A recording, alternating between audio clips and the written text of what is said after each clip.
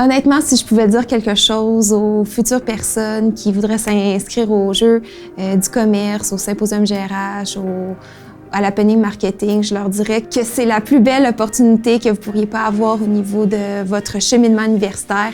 Ça vous permet de développer votre capacité à faire des présentations orales. Ça vous permet de développer votre réseau. Ça vous permet de rencontrer des personnes incroyables et aussi d'avoir une expérience de ce qui se passe sur le milieu du travail.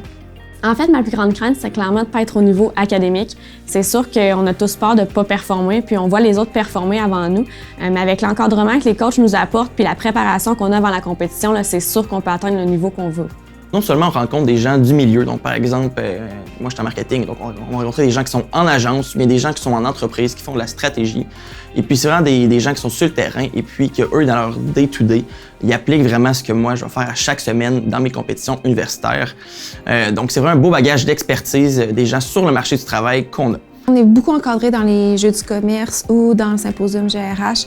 On avait un coach, en fait, qui nous aidait. On le rencontrait une fois par semaine. On avait une assistante coach, nous, de notre côté aussi, qu'on rencontrait aussi une fois par semaine.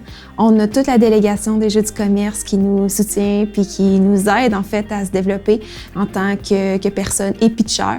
Ensuite de ça, vraiment, on a la chance de mettre en pratique des stratégies ou bien des choses qu'on peut apprendre dans nos cours, que normalement, en fait, dans un cours, tu fais un examen, puis la rétrospective, ça se peut que tu l'ailles 2 semaines après. Alors que quand tu fais un pitch, une résolution de 3 heures, ensuite le pitch de 20 minutes, là, vraiment, tu as une rétroaction de tes coachs tout de suite que tu peux ensuite réappliquer la semaine d'après.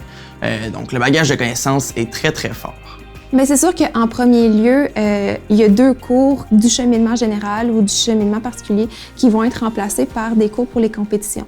Donc, c'est sûr que tout en s'investissant dans les compétitions, on peut très bien performer au niveau scolaire parce que, justement, les 6 heures qu'on met en cours, ils permettent aussi de performer dans les compétitions et de performer aussi dans le niveau scolaire.